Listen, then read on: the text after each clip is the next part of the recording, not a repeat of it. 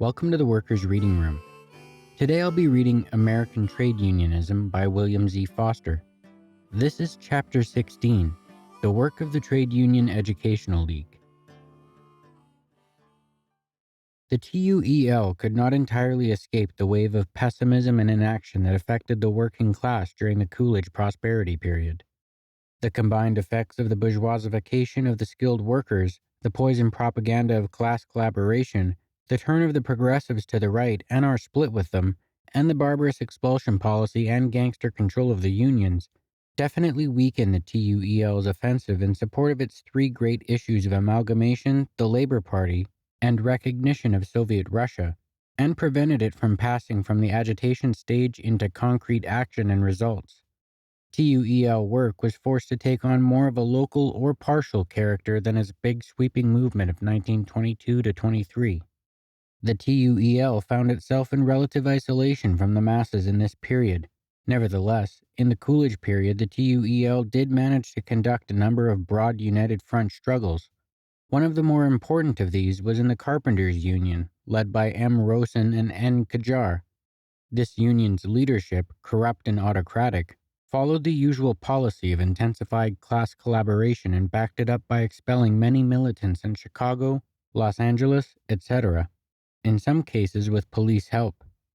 The TUEL fight reached its high point in the Union elections of 1925, when Rosen, an avowed communist, received, even according to the falsified official election returns, 9,014 votes against Hutchison's 77,985. More effective, however, was the TUEL fight in the Machinists' Union, led by A. Overgaard. William H. Johnston, the head of this union, was the first sponsor of the B&O Plan, and the organization was saturated with the new forms of class collaboration. Johnston tried to quell this by expelling Overgaard and many other militants in Toledo, Chicago, etc.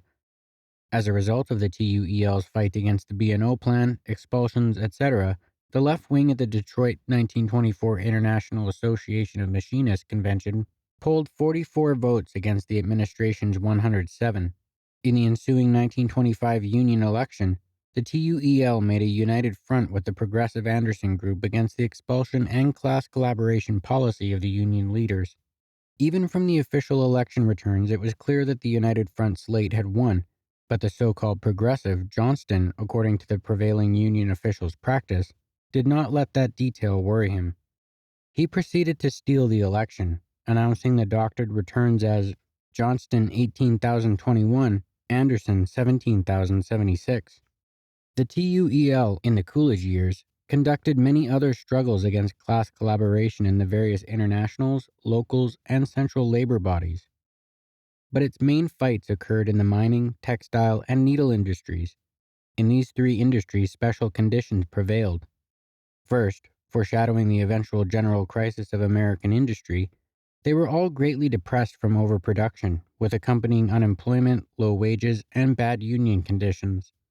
And secondly, the workers in these industries were especially rich in fighting traditions, so they responded more readily to TUEL leadership. In the mining industry, throughout almost the entire Coolidge period, the coal industry was in depression.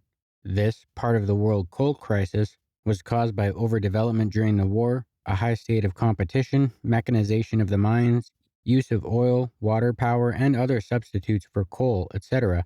Result: chronic mass unemployment and gradual worsening of wages and working conditions even several years before the 1929 general crisis. The miners' position was made worse because the Lewis administration of the UMWA, which in those years followed a typical conservative course, proved to be unable to alleviate these evil conditions. Consequently, the miners were deeply discontented and much inclined to hearken to the TUEL program. From its outset, the TUEL had a strong following among the miners.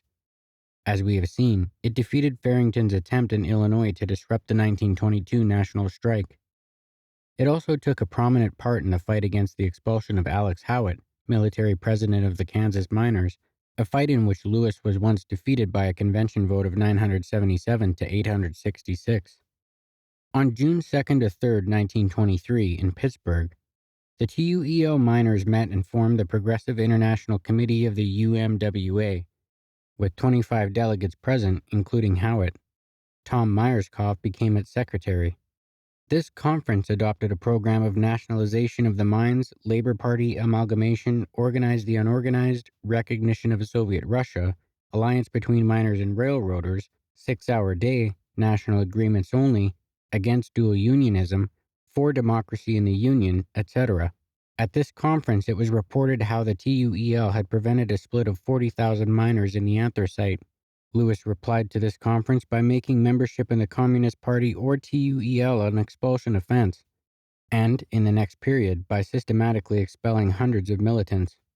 The first big clash with the Lewis machine came in the Union elections of 1924.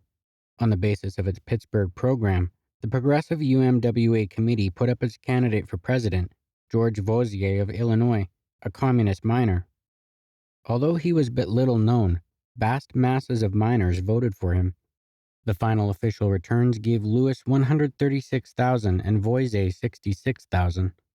We charged fraud and asserted that Voisier had actually been elected.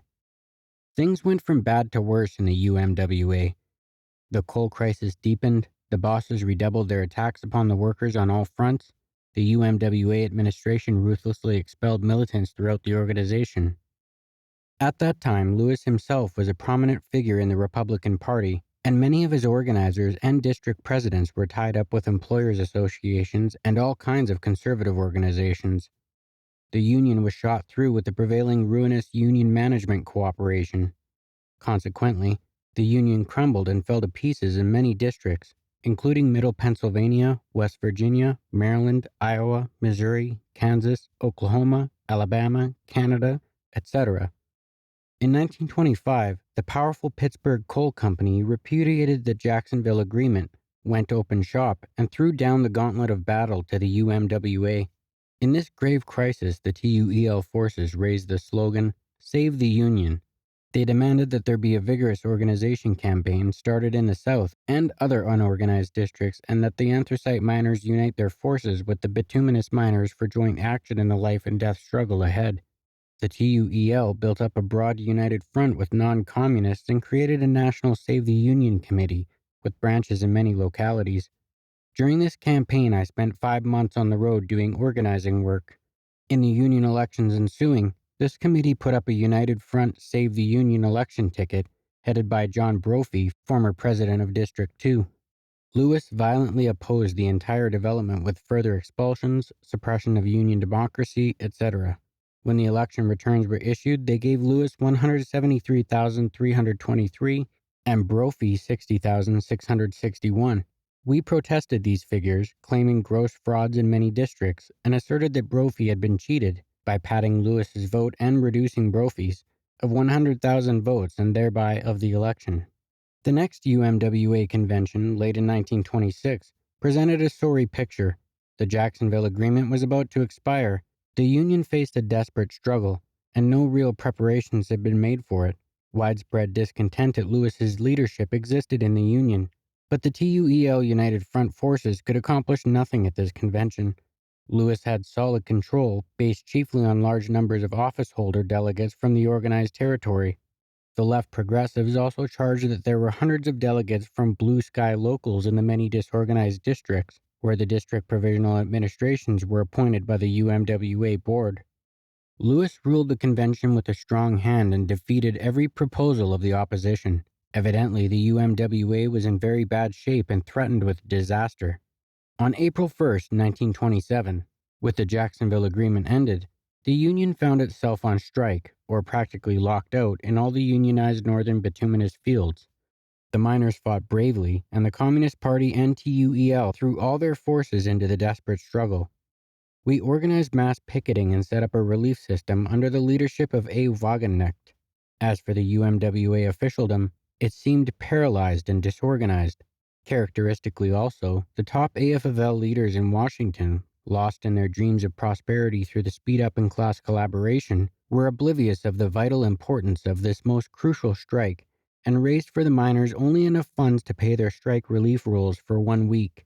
The organized left progressive bloc did much to stiffen the ranks of the miners, and so well did the strikers fight that on April 1st, 1928, a full year after the strike began, They were still standing solid in all the key Union districts, notwithstanding extreme starvation, neglect, and police terrorism. On this date, the Save the Union movement held a national conference in Pittsburgh. Present were 1,125 delegates, representing approximately 100,000 miners from all over the country. The conference decided to strengthen the strike by stiffening up the picket lines and by extending the fight, first into the important western Pennsylvania and West Virginia fields, and finally into the anthracite districts. In consequence, a revival of picketing took place, and 19,000 unorganized miners soon struck under T.U.E.L leadership in nearby Fayette and Westmoreland counties. But the Great Strike was already defeated, and we could not revive it. The formal end came when the Union signed a separate agreement in Illinois, and the miners who could get jobs draggled back to work in the other districts. The big battle was lost. The UMWA had been practically wiped out of its remaining strongholds in western Pennsylvania, northern West Virginia, and Ohio. The vast bulk of the soft coal fields were now open shop. At one blow, the miners lost wages and conditions, and the union that had taken 30 years to build up. The UMWA ceased to be a real power in the bituminous districts, and by this fact, organized labor in general suffered one of the greatest defeats in its history. In the textile industry. The textile industry, like coal mining, was in a state of depression from overproduction for several years before the 1929 crisis. Again, like mining, its bad situation was a part of a worldwide crisis in that industry. Unemployment, low wages, and excessive speed-up were the lot of the oppressed and impoverished textile workers. Only about 5% of the 1 million textile workers were organized, and these solely in the North, the South being totally unorganized. The principal unions were the United Textile Workers, the American Federation of Textile Operatives, and the Associated Silk Workers, the two latter being independent unions. The leadership of these unions was saturated through and through with the current speed-up class collaboration schemes and worked diligently with the employers to intensify the exploitation of the workers. The three unions were inert and paralyzed, valuable only to the employers to help drive the workers faster and faster in production.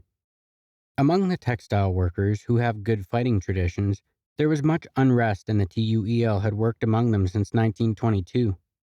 Its general program condemned B&O planism and company unionism and called for a fighting policy, for honest leadership, amalgamation, and organization of the unorganized. It proposed a united front between the squabbling unions pending amalgamation. It organized local groups in the unions and set up united front mill committees in the mills, made up of representatives of the various unions and the unorganized. The T.U.E.L textile section held 2 national and several local conferences. It did much local organization work and exposed the fallacies of class collaboration at all times. The first big T.U.E.L mass movement among the textile workers was the Passaic, New Jersey strike of 1926. The T.U.E.L, under the name of the United Front Committee of Textile Workers, began activity in Passaic right after the 10% wage cut of October 1925. The United Textile Workers and the other textile unions were practically non-existent in Passaic, so the UFC began recruiting members and forming a union, intending later to join the AFL. Soon 1,000 had affiliated, and on January 25th, the UFC committee presented demands to the Botany Mill to rescind the wage cut, for time and 1/2 for overtime and no discrimination against union workers. The company replied by discharging the whole committee of 45. Then the 5,000 botany workers struck and spread the fight to the other mills, soon involving 15,280 workers and tying up the whole Passaic textile industry. The strike was stubbornly fought on both sides. It lasted for 11 months. The bosses used the police, the courts, citizens' peace committees, and every method of strike breaking and terrorism. The workers replied with heroic solidarity and tireless endurance. This very militant and dramatic strike of the impoverished textile workers attracted broad working class sympathy all over the country, while the AFL officialdom, saturated with class collaboration poison, viewed it with ill-disguised hostility. By terrorism and duplicity, the bosses were unable to break the strike, so, after 6 months of it, in July, they decided on a maneuver to defeat the workers. They announced that they would deal with the strikers provided the communist leadership was removed and the strikers were affiliated to the UTW. To agree to take out the mass leaders was a difficult condition for us, but the strike was in a hard situation. So, refusing to let the issue of communism stand in the way of a settlement, we called the bosses bluff and withdrew the official leaders of the strike, and we also affiliated the workers to the UTW. The employers, seeing that their maneuver had failed, then stated they would not deal with the AFL either. In consequence, the strike dragged on, bitterly fought, under our leadership, the UTW doing nothing, until December 13th, when the big Botany Mills capitulated to the union by restoring the wage cut, agreeing not to discriminate against union members and recognizing grievance committees. The other mills soon followed suit. Thus ended almost a year of struggle. It was a hard won, if only partial victory, but it produced little tangible results in organization. The Union, weakened by the long struggle and neglected by the UTW conservative McMahon leadership, was unable to follow up with a vigorous campaign for organization and against blacklisting. The Passaic strike was very important. It stood out like a lighthouse in the midst of the prevailing fog of class collaboration in the AFL. It was also the first mass strike in this country led independently by communists. It strengthened the resistance of the textile workers all over the country and was a stimulant to the whole revolutionary movement. But perhaps most important of all was the influence this strike had, as we shall see, on changing the policy of revolutionary trade unionism in the United States. In the needle trades. In the Coolidge prosperity years, the needle industry, suffering like mining and textile from overdevelopment and extreme competition, experienced difficult and depressed conditions. Heavy unemployment became more and more chronic, and the busy seasons grew shorter and shorter.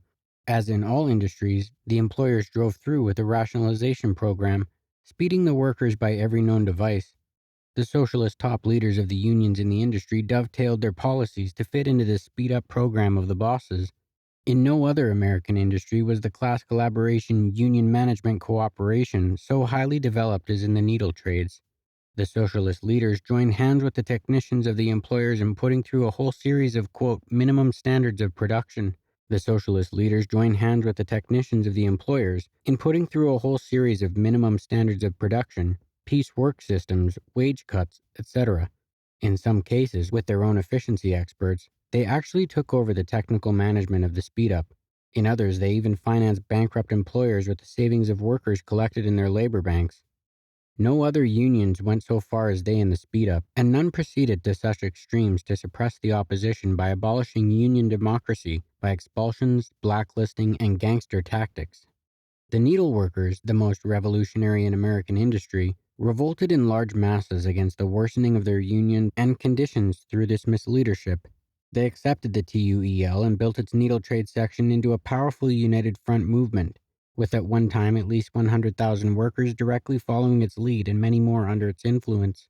This mass revolt developed in all sections, especially in New York, the main center of the industry. The chief points in T.U.E.L. policy were against class collaboration and for a policy of class struggle, against gangsterism and corruption, and for union democracy, for amalgamation of all needle unions into one industrial union based on the shop delegate system, for the Labor Party, recognition of Soviet Russia, affiliation to the Red International of Labor Unions, release of political prisoners, etc.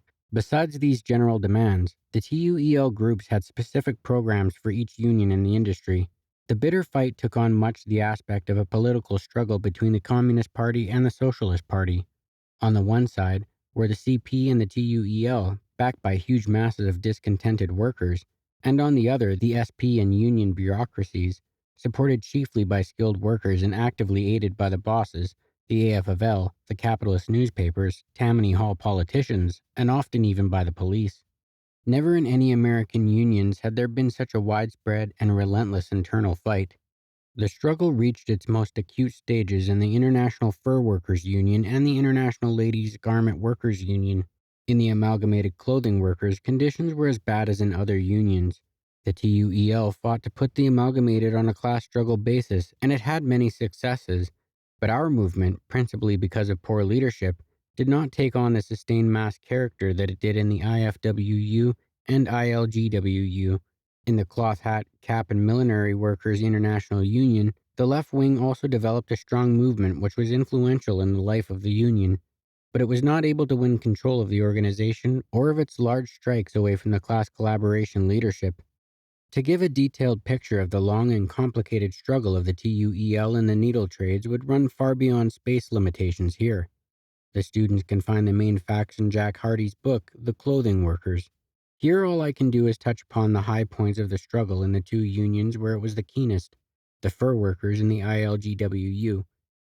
In the IFWU, the Kaufman bureaucracy, reactionary and autocratic, early followed the ILGWU method of breaking the opposition to the speed up by expelling militants out of the union, blacklisting them from the shops, and ruling the union by gangster methods. At the union meetings, dissenters were slugged, Ben Gold, the TUEL fur workers' leader, being dangerously stabbed. The TUEL was condemned as a dual organization and membership in it pronounced sufficient cause for expulsion, but the mass opposition movement grew nevertheless as official mismanagement forced the workers' conditions from bad to worse.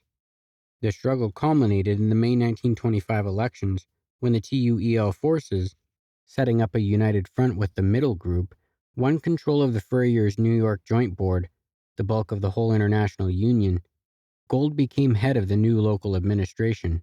In February 1926, over 12,000 New York furriers under Gold's leadership went on strike with a central demand for the 40-hour week. The ensuing 17-week struggle was one of the hardest fought in the history of New York. The workers not only had to battle large numbers of professional scabs and gangsters, but also the right-wing leaders of the International Union sabotaged the strike shamelessly. When it finally looked like victory in spite of all, these people brought in William Green, and together they made an agreement with the bosses behind the local leadership's back for a 42-hour week. Then they tried to stampede the strikers to return to the shops, but the workers stood firm, rejected Green's settlement, carried on their strike for several weeks longer, and finally won the 40-hour week. It was a slashing victory, a splendid example of effective strike leadership and a sharp repudiation of the whole AFL no-strike policy. The right-wing socialist labor leaders, and especially Green himself, were greatly compromised by these events. These people especially feared the stimulating effect of this splendid strike upon the discontented masses throughout the needle trades.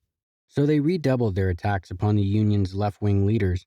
They shouted Red Revolution, charged Gold with mishandling the union's funds, using violence in the strike, bribing the police, violating the union constitution, etc. Then an AFL investigation committee, composed of the ultra-reactionaries M. Wool, E. McGrady, J. Ryan, J. Sullivan, and Hugh Frayne, with the cooperation of the Socialist Party, the bosses, newspapers, etc., proceeded to organize the New York Joint Board by expelling its members, dissolving its 4 locals, and setting up new unions.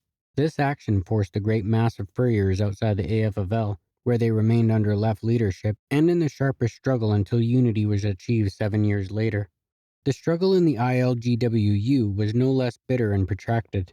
Again, only its bare outlines can be given here. In the ILGWU, the outstanding Left United Front leader was Joseph Baruchevich. This union suffered acutely from the prevalent union management cooperation schemes, gangsterism, suppression of democracy, etc. Especially vicious was the expulsion policy. The TUEL forces fought in all garment centers against these conditions, but the fight climaxed in New York, where the masses gave the left-wing militants a ready ear. The first major clash came in 1925. After 3 years of struggle, the TUEL had built up a left united front leadership in locals 2, 9, and 22, comprising about 70% of the New York Joint Board, backbone of the International. Whereupon President Morris Sigmund on June 11th, seizing upon the absurd pretext that the communist Freiheit editor M. Olgan had spoken at the locals' May Day meeting, arbitrarily expelled the whole regularly elected 77 executive board members of the 3 locals as communists, which amounted to expelling some 35,000 members. This provoked an explosion of indignation in the industry. The Joint Action Committee was set up among the expelled locals. A bitter struggle ensued, and after 16 weeks of it, Sigmund had to give in and reinstate the expelled locals and executive boards. This was a big left-wing victory, and it mobilized at least 75% of the whole ILGWU's membership behind the TUEL militants. The left-wing United Front won control of the New York Joint Board. Similar victories were had in the Chicago Joint Board and in local unions in many centers. But the old guard socialist Sigmund administration managed to retain control at the Philadelphia, November 1925, convention of the Union by reason of the prevailing system of paper locals and disproportionate representation. Thus, Sigmund had on his side 146 delegates representing 15,852 members, while the opposition, representing 34,762 members, had only 114 delegates. With the convention thus packed, Sigmund ruthlessly steamrolled the left-wing proposals. This provoked a crisis, and the outraged opposition delegates left the convention in a body determined to launch a new union. The convention left much bitterness in the Union. The next big struggle between the conservative administration and the T.U.E.L. United Front developed during the strike of 35,000 New York cloakmakers, beginning July 1st, 1926, which was led by the left-wing New York Joint Board.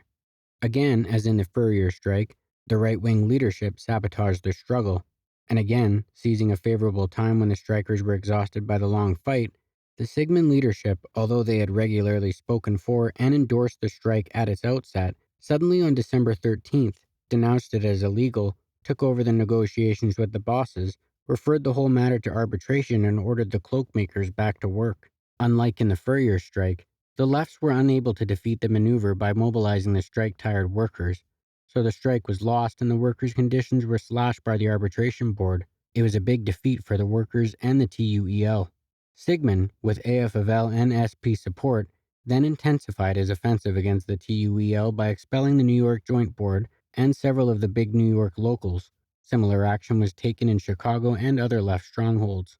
Then, aided by the pressure of the boss's blacklist, the ILGWU leaders proceeded with a campaign of re-registering expelled workers into new local unions. Like other reactionaries in similar situations, the ILGWU leaders showed that they were ready to wreck the union rather than allow it to pass under left leadership. As the result of Sigmund's splitting policy, at least 35,000 workers now found themselves expelled from the ILGWU. Thus, of the furriers in the ILGWU, altogether some 50,000 workers had been ousted from their unions and the AFL. They, therefore, linked forces in a joint action committee to continue the struggle for trade union unity through reinstatement, for democratization of the AFL needle unions, and against the rapidly worsening economic conditions of the needle trades workers. 1936. That's the end of chapter 16. Hope you all enjoyed it. Thank you for listening to the Workers' Reading Room. Hope you have a good one.